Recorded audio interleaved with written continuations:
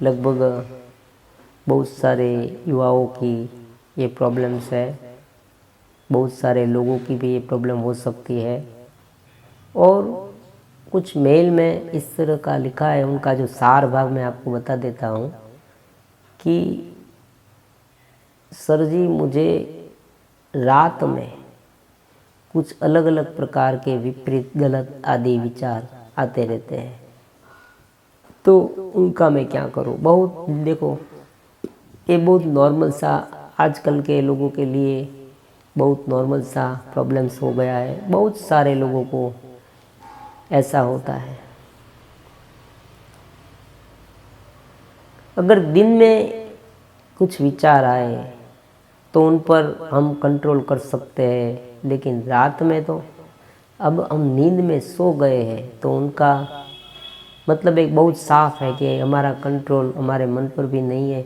हमारा जो अचेतन माइंड है ना, वो ऐसा वैसा सोचने लगता है।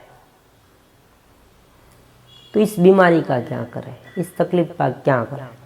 कोई तो इलाज होगा, इलाज है, बेहतरीन इलाज है। लेकिन सबसे पहले हम इनके बारे में सोचेंगे कि ये क्यों हुआ ऐसा। ऐसा अचेतन माइंड जो है ना, वो एक केवल हार्ड डिस्क जैसा है, स्टोरेज। उनका अपना कोई वजूद नहीं। जो हम करते हैं ना, वही सोच, वही कार्य का संस्कार, छाप हमारे अचेतन माइंड में स्टोर हो जाता है। अगर कोई व्यक्ति ने लंबे समय तक ऐसी क्रियाएं की है, ऐसा सोचा है गलत आदि विपरीत, तो उनके अचेतन माइंड में ये सब स्टोर हो गया, स्टोर हुआ होगा, बहुत भारी मात्रा में स्टोर हुआ होगा। अब वो बाहर से कुछ प्रयास करे, लेकिन अचेतन माइंड में जो कुछ स्टोर है वो धीरे धीरे बाहर आना शुरू हो जाता है। मतलब जब उनका कंट्रोल अपने आप में अपने मन पर से हटता है कि तुरंत ही जो अचेतन माइंड में जो कुछ भी ऐसे संस्कार थे जो भूतकाल में उसने किए थे, वो सब बाहर आने लगते हैं। एक बात हुई। दूसरी बात, कोई व्यक्ति रात को सोता है, जब सोने के पूर्व, तुरंत पूर्व उसने क्या सोचा, ये बहुत इम्पोर्टेंट है। कभी कभी आपको ऐसा अनुभव हुआ होगा कि आप रात सोते समय कुछ सोचते सोचते सो गए और उनके अनुरूप आपको स्वप्न आने लगा। तो ऐसा हो सकता है कि आप जब सोए तब आप उनके संलग्न कोई भी विचार करते हैं और रात को वही विचार अचेतन माइंड में से आप पर हमला कर देता है। मतलब अचेतन माइंड में जो मेमोरी पुरानी पड़ी थी वो फिर से आपके चेतन माइंड में आ जाती है। तो इनका उपाय एक ही है, बहुत ही सचोट है, कि आपको जितना बन सके इतना अपना चेतन माइंड, मतलब अपनी जो जागृत स्थिति है उसमें शुद्ध होना पड़ेगा। दूसरी एक ऐसी बात है कि हम प्रयास तो करते हैं, बहुत सारे युवा ब्रह्मचर्य का पालन का प्रयास करता है, लेकिन उनका लगाव उसमें नहीं। देखो, ये बहुत ही इम्पोर्टेंट बात है। जिस विषय में हमारा लगाव ज़्यादा है उनकी मेमोरी ज़्यादा स्टोर होगी।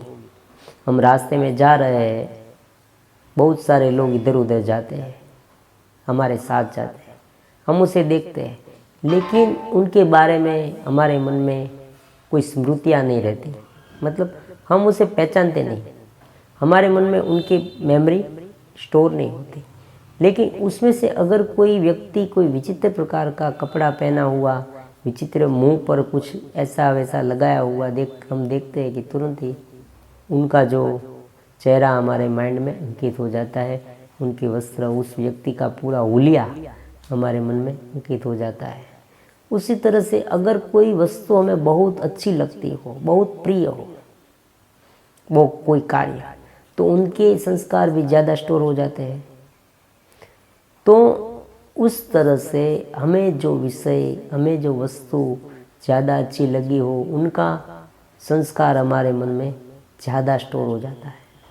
अब ब्रह्मचर्य का पालन अगर हमें उबाऊ लगता है, बहुत कठिनाइयाँ होती है, तो उनके संस्कार इतने जल्दी हमारे अचेतन माइंड में स्टोर होते नहीं। और जो पुराने वाले संस्कार थे वो तो बहुत जड़, बहुत ही लंबे समय के थे और वो ज़्यादा प्रबल थे। तो हो सकता है कि जो आगे वाले संस्कार कमज़ोर हैं, जो वर्तमान में है, और पीछे वाले संस्कार प्रबल है, तो पीछे वाले संस्कार जब हमारी संकल्प शक्ति थोड़ी सी कमज़ोर हो कि तुरंत हम पर हावी हो जाते हैं। तो उनका एक ही उपाय, हमें पूरी श्रद्धा से योग का, मेडिटेशन का, ब्रह्मचर्य का पालन करना चाहिए और दिव्य ग्रंथों का श्रवण। हमारी जो दूसरी चैनल ज्ञान प्राप्ति कोचिंग है, उनमें योग वशिष्ठ रामायण के बारे में हमने एक बहुत सुंदर सीरीज शुरू की है। युवाओं के लिए भी इतनी ही इम्पोर्टेंट है। ऐसा नहीं है कि जो जिसे मोक्ष की प्राप्ति करनी हो वही उनका उपयोग करे, क्योंकि आज हमें जो ज़रूरत है वो सुप्रीम माइंड की है, सबकॉन्शियस माइंड की नहीं। अचेतन माइंड की आज हमें ज़रूरत नहीं है। अचेतन माइंड में तो पूरा गार्बेज ही भरा हुआ है। अगर हम उसमें भी दूसरा गार्बेज डालेंगे तो वो विकराल हो जाएगा, हमें बहुत तंग करने लगेगा, बहुत ज़्यादा प्रॉब्लम क्रिएट करने लगेगा। इसलिए हमें उनकी ज़रूरत नहीं है। हमें मन से तो ऊपर ही उठ जाना है और जो हमारा सुप्रीम माइंड है, आत्मन जिसे हम कहते हैं, जो परमात्मा के साथ सीधा कनेक्ट है सहस्त्रसार चक्र से, तो उनके साथ कनेक्ट होने के लिए हमें जैसे दिव्य ग्रंथों नियमित रूप से उनका अध्ययन करना है। तो आपके पास है ही ज्ञान प्राप्ति कोचिंग चैनल में ये सब है, तो आप उनका धीरे धीरे अध्ययन करें। तो ये जो आपकी बीमारी है, जो तकलीफ़ है, रात को जो ऐसे सोच, क्योंकि अगर आपकी सोच ही बदल जाए तो एपी सेंटर, मैंने पहले भी कहा था, आपका केंद्र बिंदु आप कहाँ है।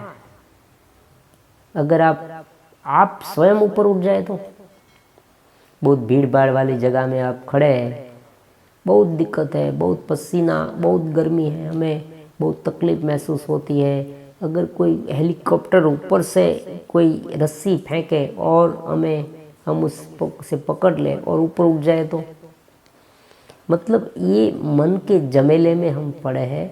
वहाँ से हम अगर ऊपर उठ जाए तो ये जब नीचे का है वो तो वैसा रहेगा, और वैसा रहा या नहीं हमें उनसे क्या मतलब है। हम तो ऊपर उठ गए हैं, हम तो अपने आनंद में लीन हैं। तो धीरे धीरे उनको हमारी शक्ति जैसे जैसे कम मिलती जाएगी, मिलती बंद हो जाएगी, वैसे वो अपने आप शांत हो जाएगा, मर जाएगा। मतलब उनका कोई अस्तित्व नहीं रहेगा बुरी सोच का। अच्छी सोच हमारे भीतर से धीरे धीरे आने लगेगी, हमारे भीतर से आनंद आने लगेगा, तो उनका कोई अस्तित्व रहेगा ही नहीं। फिर ये सब प्रश्न जो है, चिंता है, डिप्रेशन है, ओवर थिंकिंग है, ऐसी गलत गलत सोच आनी है, ये सब गायब है। क्योंकि हमें परमानेंट इलाज चाहिए।